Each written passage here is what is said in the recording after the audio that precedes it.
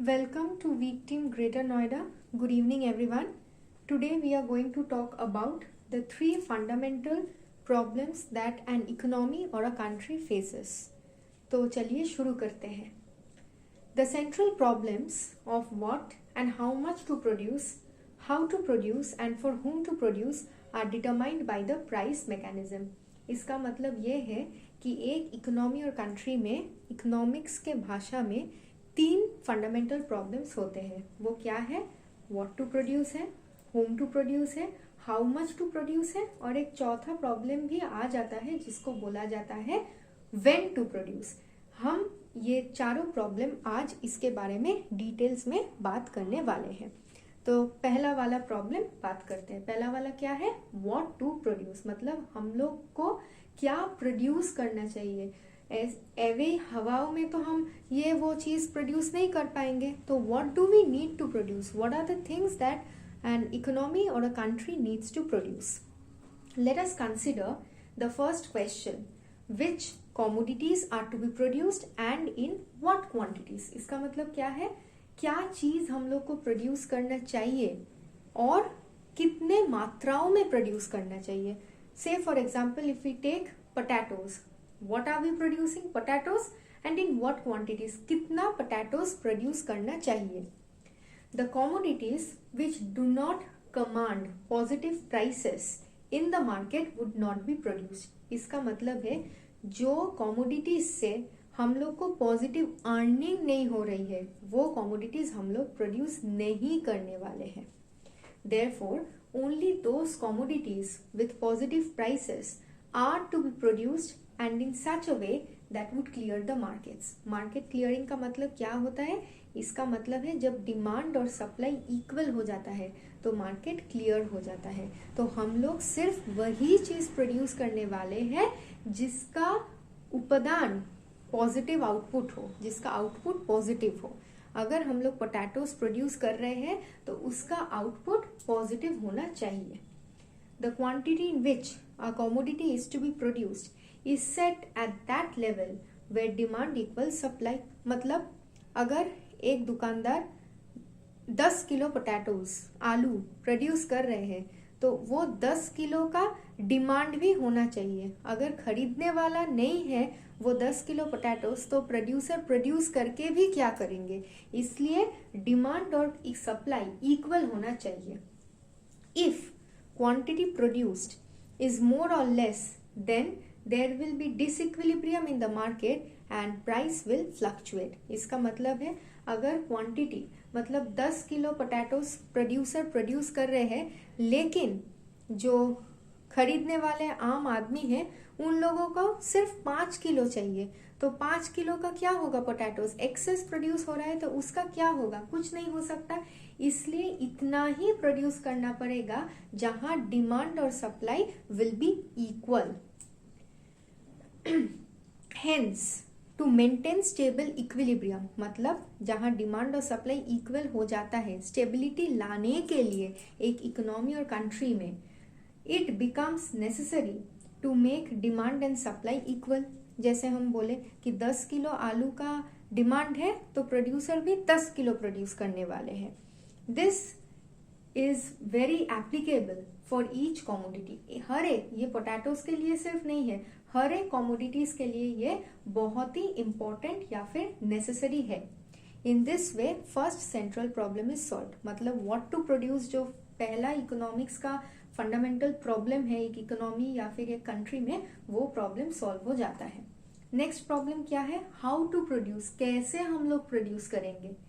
In context of this it is which techniques are to be adopted, मतलब क्या technology होना चाहिए, कैसे हम प्रोड्यूस करने वाले हैं. ऐसे ही तो हवाओं में तो आलू प्याज नहीं प्रोड्यूस होंगे तो कैसे प्रोड्यूस करने वाले हैं. क्या टेक्नोलॉजी या फिर क्या टेक्निक होना चाहिए. Technology means the correct proportion in which the different factors of production are to be employed. यहाँ पर एक चीज ध्यान दीजिए, फैक्टर्स ऑफ प्रोडक्शन का मतलब क्या है? लेबर, फिर आपका कैपिटल, कितना आप इन्वेस्ट कर रहे हैं, फिर कितना जो वर्कर्स काम कर रहे हैं उसको आपको कितना वेज देना पड़ेगा. ये सबको बोला जाता है फैक्टर्स ऑफ प्रोडक्शन। ठीक है, there are 2 types of techniques, 2 techniques होते हैं प्रोडक्शन के लिए। क्या है? A labour intensive technique would employ relatively more labour and less capital. तो क्या चीज प्रोड्यूस करने वाले हैं उसके लिए एक टेक्नोलॉजी या फिर इन सिंपल टर्म्स एक टेक्निक होने का बहुत ही आवश्यक है। तो ये 2 टेक्निक से किया जाता है। एक है आपका labour intensive technique and the second one is capital intensive technique. Labour intensive technique का मतलब है जहां पर लेबर ज्यादा लगते हैं एक चीज प्रोड्यूस करने में। अगर हम लोग पोटैटोज यानी कि आलू प्रोड्यूस कर रहे हैं, तो अगर हम लोग को ज्यादा लेबर लग रहे होंगे आलू प्रोड्यूस करने में, तो उसको हम बोलेंगे लेबर इंटेंसिव टेक्निक।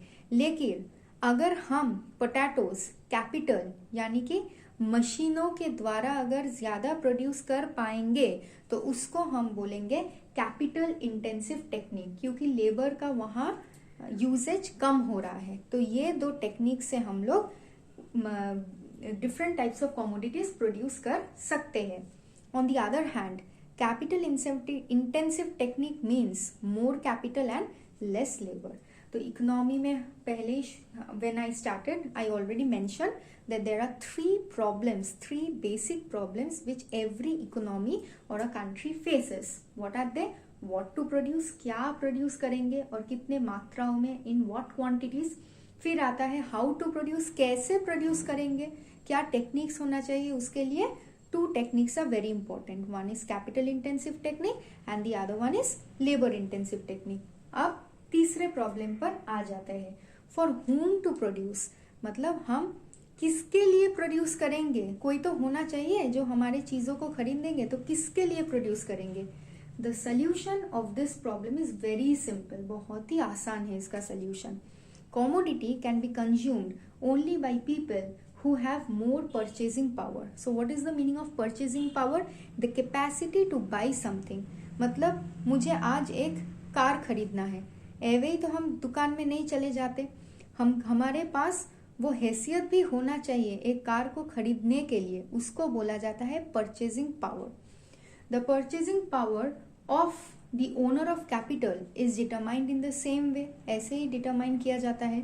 दस when the price of every commodity and every factor of production is determined, in this way every factor of production और every चीजों का प्राइस डिटरमाइन किया जाता है। thus the third problem will be solved। मतलब for whom to produce, मतलब किसके लिए प्रोड्यूस करेंगे, जिसके पास हैसियत होना चाहिए। इन इंग्लिश उसको बोला जाता है परचेजिंग पावर। जिसके पास परचेजिंग पावर होंगे वही के लिए ये कमोडिटीज प्रोड्यूस किया जाएगा। And the fourth and the last problem is when to produce, कब प्रोड्यूस करेंगे। चीजों का प्रोड्यूस हो गया, कितने मात्राओं में मतलब कितने क्वांटिटी में प्रोड्यूस करना चाहिए वो भी डिसाइड हो गया। हाउ टू प्रोड्यूस, कैसे प्रोड्यूस करेंगे वो भी हो गया। 2 टेक्निक से प्रोड्यूस करने वाले हैं, आइदर कैपिटल इंटेंसिव या फिर लेबर इंटेंसिव, वो भी सॉर्टेड आउट हो गया। फिर थर्ड प्रॉब्लम था फॉर हुम टू प्रोड्यूस, किसके लिए प्रोड्यूस करेंगे, जिसके पास हैसियत होंगे यानी कि इंग्लिश टर्म्स में जिसको बोला जाता है परचेसिंग पावर होंगे। फिर लास्ट प्रॉब्लम जो रह जाता है वो है व्हेन टू प्रोड्यूस, कब प्रोड्यूस करेंगे। ऑब्वियसली ये आंसर तो आप लोगों के पास अभी क्लियर हो चुका है। कब प्रोड्यूस करेंगे, जब चीजों का डिमांड रहेगा तभी तो प्रोड्यूस करना चाहिए। मुझे आज आलू की सब्जी खानी है तो मुझे उसके लिए पोटैटोज चाहिए, मुझे उसके लिए आलू चाहिए। तो मुझे जब आलू का डिमांड होगा, जब पोटैटोज का डिमांड होगा तभी हम पोटैटोज खरीदेंगे। तो व्हेन टू प्रोड्यूस का मतलब क्या है, जब चीजों का यानी कि कमोडिटीज का जब डिमांड रहेंगे तभी हम लोग को वो प्रोड्यूस करना चाहिए। तो आज के लिए सिर्फ इतना ही, फिर मिलेंगे। Thank you everyone once again for coming to Week Team Greater Noida. Thank you.